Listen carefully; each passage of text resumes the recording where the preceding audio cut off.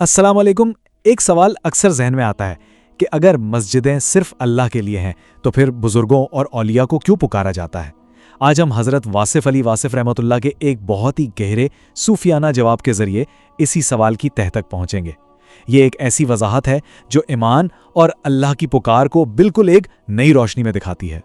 तो आइए इस बुनियादी सवाल से ही बात शुरू करते हैं, जो असल में इस पूरी बहस का मरकज़ है। अगर मस्जिदें सिर्फ और सिर्फ अल्लाह के लिए हैं तो फिर ये औलिया और बुजुर्ग हस्तियां, इनको मदद के लिए क्यों पुकारा जाता है। ये एक ऐसा नुक्ता है जो अक्सर आप जानते हैं बड़ी उलझन और बहस का सबब बनता है। और यहीं पर हज़रत वासिफ अली वासिफ रहमतुल्लाह की बात सामने आती है। वो इस सवाल को एक बिल्कुल ही मुनफरिद जाविया से देखते हैं और उनका जवाब दरअसल इस पूरी उलझन को सुलझाने की कुंजी है। ये हमें दिखाता है कि मसला शायद हमारे सवाल करने के अंदाज में ही है। इस गहरे सवाल का जवाब समझने के लिए हम इन 6 नुकात को एक एक करके देखेंगे। हम गैर अल्लाह की तारीफ से शुरू करेंगे और दीन के हतमी मकसद तक जाएंगे।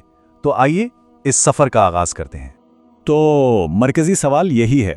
एक तरफ तो ये हुक्म है कि मस्जिदें सिर्फ अल्लाह की हैं और दूसरी तरफ औलिया को पुकारा जाता है। अब जो लोग किताब को सिर्फ लफ्जी तौर पर पढ़ते हैं उनके लिए तो ये एक खुला तजाद नज़र आता है। और यहीं से बहस का असल मरकज़ शुरू होता है। हज़रत वासिफ अली वासिफ रहमतुल्लाह के मुताबिक इसका जवाब हाँ या ना में नहीं है, बल्कि एक कलीदी लफ्ज़ गैरुल्लाह के मायने को बिल्कुल नए सिरे से समझने में छुपा हुआ है। यहाँ गैरुल्लाह की एक इनकलाबी, एक बातनी तारीफ पेश की गई है। इस नुक्ते नज़र के मुताबिक गैरुल्लाह कोई बाहर का शख्स या कोई हस्ती नहीं, बल्कि ये हर वो अंदरूनी ख्याल, हर वो ख्वाहिश, हर वो अमल है जो इंसान को खुदा से दूर कर दे। तो फिर इस तारीफ की रोशनी में मस्जिद के अंदर असल गैर अल्लाह क्या हुआ? वो है पैसे के लिए दुआ करना, शोहरत या मर्तबे की ख्वाहिश रखना, सियासी तकरीरें करना, या कोई भी ऐसी दुनियावी ख्वाहिश जो तफरीका पैदा करे और इंसान को अल्लाह की याद से गाफिल कर दे। ये है असल गैरुल्लाह। अच्छा, तो चलिए अब अगले मंथिकी कदम की तरफ बढ़ते हैं। अगर गैरुल्लाह वो है जो खुदा से दूर ले जाए, तो फिर उन लोगों के बारे में क्या ख्याल है जो खुदा की तरफ रहनुमाई करते हैं? और ये इक्तिबास इसी दलील को मजीद पुख्ता करता है। अल्लाह का रास्ता इंसानों का रास्ता है, वो लोग जिन पर उसने अपना इनाम फरमाया। इसका मतलब तो ये हुआ कि खुदा तक पहुंचने का रास्ता खुद खुदा ने ही कुछ खास मिसाली शख्सियात के जरिए मुकर्रर किया है।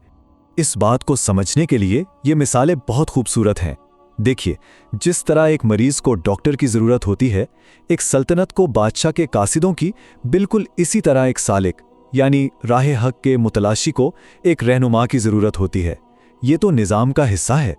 अब एक और बहुत ही बारीक नुक्ते की तरफ आते हैं जो मोहब्बत और अकीदत के दरमियान फ़र्क को वाज़े करता है। ये 2 बहुत ताकतवर जज्बात हैं जिन्हें रूहानियत में अक्सर एक ही समझ लिया जाता है, लेकिन ये एक नहीं है। तो इनमें फ़र्क क्या है? देखिए, मोहब्बत का ताल्लुक है हुस्न से, खूबसूरती से, जबकि अकीदत का ताल्लुक है बुजुर्गी और तकवा से। मोहब्बत बराबर वालों में भी हो सकती है, लेकिन अकीदत वो हमेशा किसी बुलंद मर्तबे वाली हस्ती के लिए होती है।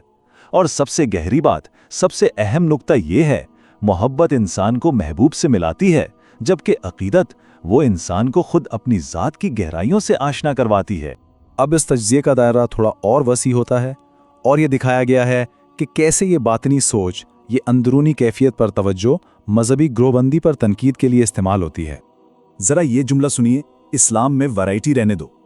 ये एक बहुत ही सादा लेकिन गहरा बयान है जो मजहबी यकसानियत के पूरे तसव्वुर को चैलेंज करता है। और इसके पीछे की मंतिक कितनी खूबसूरत है।